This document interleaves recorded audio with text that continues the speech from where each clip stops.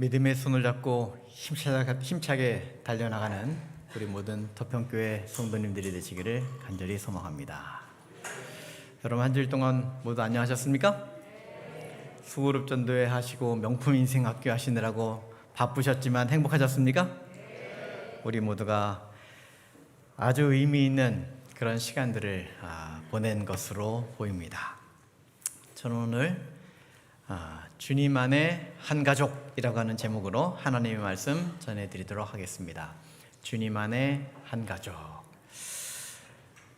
명품 인생 학교를 보내면서 우리의 삶이 어떠해야 하는지, 또 우리에게 다가오신 예수님은 어떤 분이었는지 우리가 깊이 생각하고 감사할 수 있는 그런 기간이었던 것 같습니다.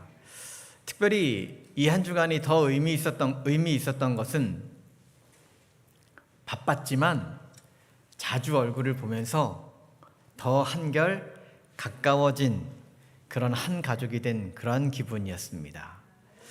그렇습니다. 우리는 한 가족입니다. 도평교회라고 하는 이름으로 우리는 이루어진 영적 공동체가 되었습니다. 우리 모두는 하늘 가는 한 가족이 된 것입니다. 그래서 교회에 나오면 그렇게 내 식구 만난 것 같아서 늘 반갑고 또 감사한 시간을 보내게 되는 것 같습니다. 우리 그런 의미에서 옆에 있는 분들과 이렇게 인사하시겠습니다. 저의 소중한 가족이 되어주셔서 감사합니다.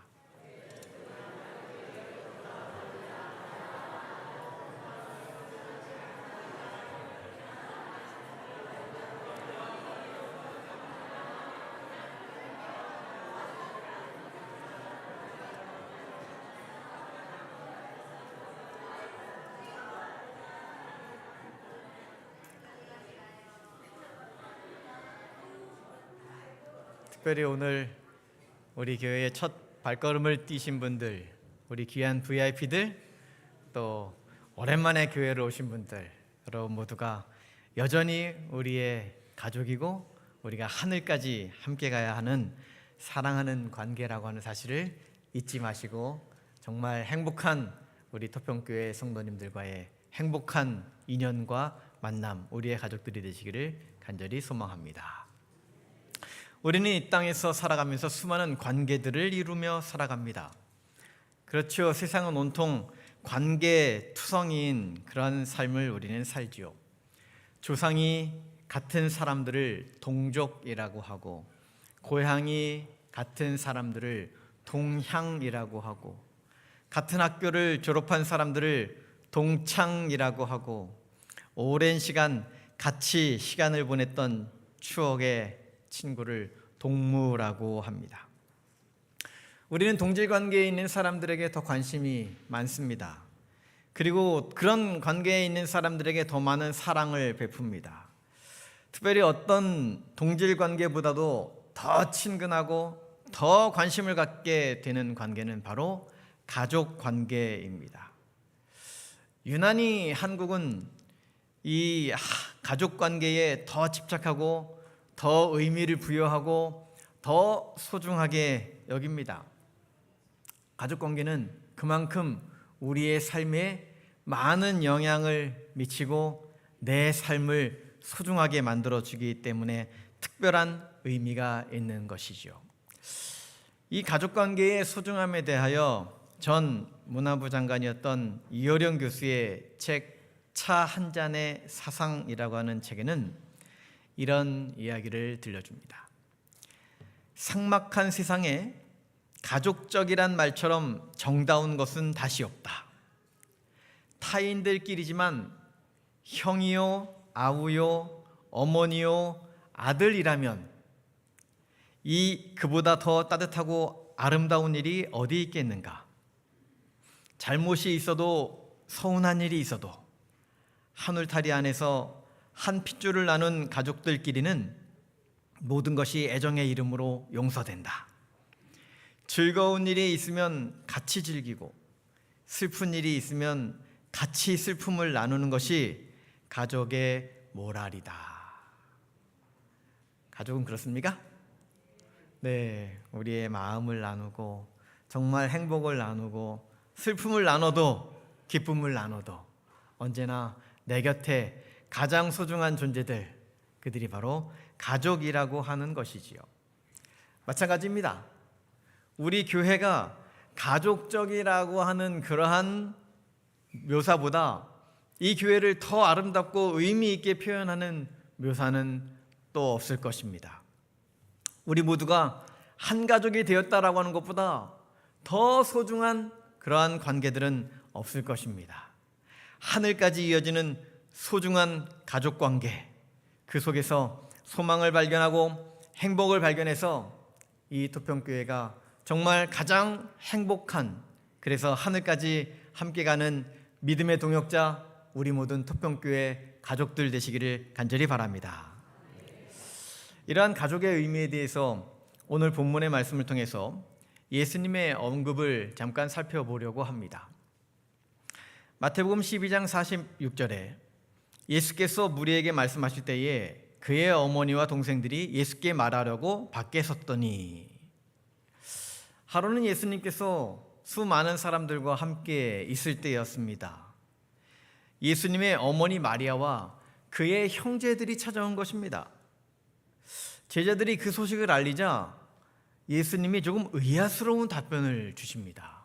49절, 손을 내밀어 제자들을 가리켜 이르시되 나의 어머니와 나의 동생들을 보라. 누구든지 하늘에 계신 내 아버지의 뜻대로 하는 자가 내 형제요 자매요 어머니이니라 하시더라.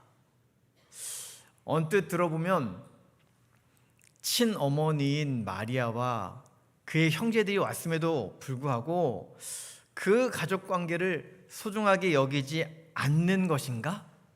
예수님께서는 그의 사역을 하시기 위해서 형제 가족 관계를 다 인연을 끊으셨는가 하는 의문이 들 수도 있습니다. 그러나 예수님이 말씀하신 것은 혈육 관계의 그 가족보다 어쩌면 더 소중하고 의미 있는 관계가 있는데, 그것이 바로 영적인 관계의 가족이 있다라고 하는 것을 설명하시기 위하여 주신 말씀입니다. 예수님이 절대로 가족 관계를 소홀히 하신 분이 아니었습니다. 예수님은 본래 부모에게 순종하는 삶을 살았습니다. 누가복음 2장 51절에 예수께서 함께 내려가서 나사렛에 이르러 순종하여 받드시더라 라고 하는 묘사가 있지요. 예수님의 어린 시절 나사렛에서 거주하면서 그의 부모인 요셉과 마리아에게 늘 순종하는 그의 어린 시절을 묘사하고 있는 것입니다. 또한 고르반 문제를 이야기하면서 부모를 공경하도록 예수님이 가르치셨습니다. 마가복음 7장 10절, 모세는 내 부모를 공경하라 하고 또 아버지나 어머니를 모욕하는 자는 죽임을 당하리라 하였거늘 너희는 이르되 사람이 아버지에게나 어머니에게나 말하기를 내가 드려 유익하게 할 것이 고르반 곧 하나님께 드림이 되었다고 하기만 하면 그만이라 하고, 예수님께서는 그 잘못되어진 부모 관계, 부모와 자녀가의 관계를 새롭게 일깨워 주시면서 부모를 잘 공경하는 그러한 사람이 되어야 된다라고 하는 것을 말씀하셨지요. 뿐만 아니라 예수님께서는 그의 어머니를 잘 배려하는 그러한 모습을 십자가에 달렸을 때의 묘사를 통하여 우리는 깨달을 수 있습니다. 요한복음 19장 26절 27절, 예수께서 자기의 어머니와 사랑하는 제자가 곁에 서 있는 것을 보시고 자기 어머니께 말씀하시되 여자여 보소서 아들이니이다 하시고 또 그 제자에게 이르시되 보라 내 어머니라 하신대 그때부터 그 제자가 자기 집에 모시니라. 그러니까 여기서 우리가 알게 되는 것은 바로 가족 사랑과 하나님 사랑, 또는 가족 사랑과 이웃 사랑, 이 둘 중에 하나를 선택해라 이런 것이 아니라는 것입니다. 함께 공존하는 것이고, 예수님께서는 말씀하셨던 것처럼 이것도 행하고 저것도 버리지 말아야 할 그러한 관계들이라고 하는 것이지요.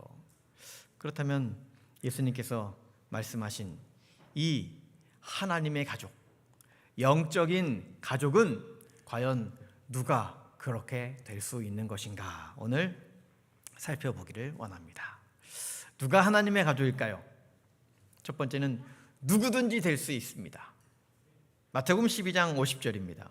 누구든지 하늘에 계신 내 아버지의 뜻대로 행하는 자가 내 형제요 자매요 어머니니라 하시더라. 누구든지 하나님의 자녀요, 누구든지 예수님의 형제요, 누구든지 구원받은 백성이 된다고 말씀하는 것입니다. 유대인이나 헬라인이나 종이나 자유자나 남자나 여자나 남녀노소 빈부 귀천을 물어나고 누구든지 하나님의 가족이 될 수 있다는 것이죠. 그래서 하나님의 가족은 세계적이고 우주적인 그러한 가족입니다. 여러분, 대가족의 일원이 되신 것으로 인해서 축하드리고 환영합니다. 오늘 특별히 침례를 받은 이화준 형제, 그저 홀로가 아니고 그저 토평교회의 가족 일원만 끝나는 것이 아니고 우주적이고 세계적인 그러한 하나님의 백성의 가족이 된 것으로 인해서 축하드립니다. 여러분 모두들도 그 한 가족임으로 인해서 늘 감사하며 기쁨으로 살아가게 되시기를 간절히 바랍니다. 예수님은 우리에게 늘 말씀하셨습니다. 요한복음 3장 16절, 하나님이 세상을 이처럼 사랑하사 독생자를 주셨으니 이는 저를 믿는 자마다 멸망치 않고 영생을 얻게 하려 하심이라. 믿는 자마다 주님의 자녀가 되게 하시겠다고 하시는 것입니다. 믿는 자마다 축복의 삶을 살게 하시겠다고 약속하셨습니다. 갈라디아서 3장 26절에서도 이렇게 말씀하시죠. 너희가 다 믿음으로 말미암아 그리스도 예수 안에서 하나님의 아들이 되었으니, 우리는 예수 안에서 하나님의 자녀, 하나님의 아들이 되어 우리는 하나님의 가족이 되는 것입니다. 누구든지 하나님의 은혜로 의롭다 하심을 받고 죄 사함을 받은 사람은 하나님의 자녀입니다. 하나님의 가족이 되는 것입니다. 이 놀라운 은혜의 초청에 응답하여서 우리 모두 하나님의 가족이 된 것이지요. 하나님의 가족이 된 여러분 모두는 정말 행운아인 것을 기억하시고 살아가게 되시기를 간절히 바랍니다. 새로운 대통령이 되면, 선출되면 백악관의 주인이 바뀝니다. 백악관의 주인이 바뀌면 그 백악관 안에서 대통령과 함께 이 나라의 국정을 수행하기 위하여 내가 혹시 들어갈 수 있을까 기대하는 많은 사람들이 생겨납니다.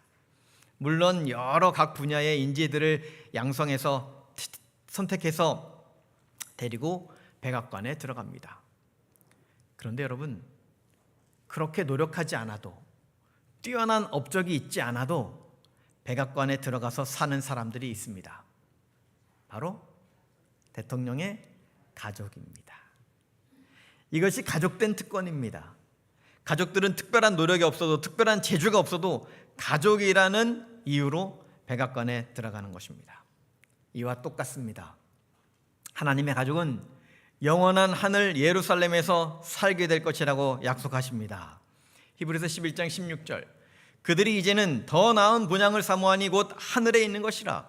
그러므로 하나님이 그들의 하나님이라 일컬음 받으심을 부끄러워하지 아니하시고 그들을 위하여 한 성을 예비하셨느니라. 아멘. 우리 하나님께서는 당신의 자녀들을 하늘의 아름다운 도성에 데려가 살겠다고 약속하셨습니다. 이 하나님의 약속 붙잡고 힘차게 살아가시는 저와 여러분이 되기를 간절히 바랍니다. 그런데 그 다음에 덧붙여서 누가 하나님의 가족인지 조금 더 설명을 하십니다. 그것은 무엇인가 하면 하나님의 뜻대로 하는 자들이라고 이야기하시는 거죠. 누구든지 하늘에 계신 내 아버지의 뜻대로 하는 자가 내 형제요 자매요 어머니이니라 하시더라. 하나님의 가족은 누구든지 될 수 있습니다. 그러나 그 누구든지 안에는 하나님의 아버지의 뜻대로 하는 자라야 한다고 말씀하고 있는 것이죠. 그렇습니다. 하나님의 가족은 하나님의 뜻대로 살아갑니다. 자신의 뜻대로 모든 결정을 내리는 것이 아니라고 하는 말씀을 해주는 것입니다. 저희 아이들이 멀리 여행을 하고 있는데요, 이제 한 열흘쯤 있으면 돌아옵니다. 근데 이제 종종 보면 아마 시차 때문에 그렇기는 합니다만 이제 낮에도 저희 집사람이랑 이렇게 뭐 보이스톡을 하면서 조잘조잘 뭘 얘기를 자꾸 하는 것 같아요. 근데 저한테는 별로 얘기 안 해도 어떤 어떤 중요한 결정을 내려야 되는 순간이 되면 꼭 저한테 물어봐요. 네, 아직은 아빠로서의 존재감을 다 잃어버리지 않은 것으로 인해서 다행인가 봅니다. 그렇습니다. 가족들은 의견을 나눕니다. 서로의 뜻을 존중하고 또 좋은 의견을 따르는 것이지요. 예수님의 삶이 그랬습니다. 요한복음 6장 38절, 내가 하늘에서 내려온 것은 내 뜻을 행하려 함이 아니요 나를 보내신 이의 뜻을 행하려 함이니라. 하나님께서 보내신 그 예수님에게 귀한 사명을 주셨고 그렇게 뜻대로 살아가라고 말씀하셨습니다. 우리에게도 똑같은 말씀을 주십니다. 로마서 12장 2절, 너희는 이 세대를 본받지 말고 오직 마음을 새롭게 함으로 변화를 받아 아버지의 하나님의 선하시고 기뻐하시고 온전하신 뜻이 무엇인지 분별하도록 하라 하는 것입니다. 하나님의 가족은 하나님의 뜻을 존중하고 그 뜻대로 살아가는 사람들입니다. 하나님의 뜻이 무엇인지를 그래서 우리는 늘 간구하면서 살아가는 것이지요. 효도란 무엇입니까? 효도란 효도 효자를 보면 늙을 노자 밑에 아들 자자를 이렇게 씁니다. 늙으신 부모님을 자식이 받들어 드린다는 의미를 담고 있는 글자이죠. 그래서 부모님의 뜻을 잘 받들어 모시는 것이 바로 효도입니다. 하나님의 자녀로 살아가는 것도 마찬가지죠. 하나님의 뜻을 받들어 살아가는 것입니다. 하나님의 말씀을 듣고 하나님의 말씀대로 행하는 사람들을 이야기하는 것입니다. 교회증언록은 335쪽 말씀입니다. 하나님께서 그분의 기뻐하시는 뜻대로 꼴지으시도록 그분께 그대의 마음을 바쳐라. 그분께서 그대를 도우실 것이다. 나는 그분께서 그렇게 하실 것을 안다. 하나님께서 그대와 그대의 사랑하는 자녀들을 축복해 주시기를 바란다. 바로 하나님의 뜻을 잘 받드는 사람, 그들이 바로 하나님의 가족이라고 하는 것입니다. 하나님의 뜻대로 살아가는 하나님의 축복을 충만히 경험하며 하나님께서 내리시는 그 모든 은혜 속에 삶을 살아가게 되시는 하나님의 백성, 저와 여러분이 되기를 간절히 바랍니다. 세 번째로 누가 하나님의 가족인가? 바로 예수를 쫓는 제자들입니다. 49절에 이렇게 말하죠. 손을 내밀어 제자들을 가리켜 이르시되 나의 어머니와 나의 동생들을 보라. 예수님 앞에 수많은 사람들이 모여 있었습니다. 우리가 잘 아는 것처럼 대부분은 각종 병자, 귀머거리, 벙어리, 소경, 문둥병자, 안진뱅이, 창녀, 귀신 들린 자, 간질병자, 가난한 자들, 소외된 죄인들이 거기 몰려 있었습니다. 그러나 하나도 부끄러워하지 않았습니다. 예수님은 그들의 친구라 칭하는 것에 대해서 하나도 부끄러워하지 않으셨습니다. 예수님은 그들의 형제라 칭함받는 것에 대하여 하나도 부끄러워하지 않으셨습니다. 히브리서 2장 11절에서 그래서 이렇게 이야기하죠. 거룩하게 하시는 이와 거룩하게 함을 입은 자들이 다 한 근원에서 난지라. 그러므로 형제라 부르시기를 부끄러워하지 아니하시니라. 비록 사회적으로는 비천한 사람들이었습니다. 하지만 그들은 자신들의 모든 것을 바쳐서 예수님을 선택한 사람들이었습니다. 예수님을 따르기 위하여 집과 고향과 부모와 형제와 친척과 친구와 재산을 다 버리고 예수님을 쫓아간 사람들이었습니다. 그들을 주님은 자신의 제자들이라고 하시는 것이지요. 아브라함이 그러했던 것처럼 친척 아비의 집을 떠나서 하나님께서 가라 하신 그 길을 갔던 사람들인 것입니다. 오직 예수님만을 따르는 자들이었지요. 그들이 바로 예수님의 제자들이었고 시대소망 349쪽은 묘사하기를 제자들은 예수의 한 가족이었다라고 말씀하고 있는 것입니다. 그렇습니다. 그런 사람들이 바로 하나님의 가족입니다. 그런 사람들이 하나님과 함께 살아가는 사람들인 것입니다.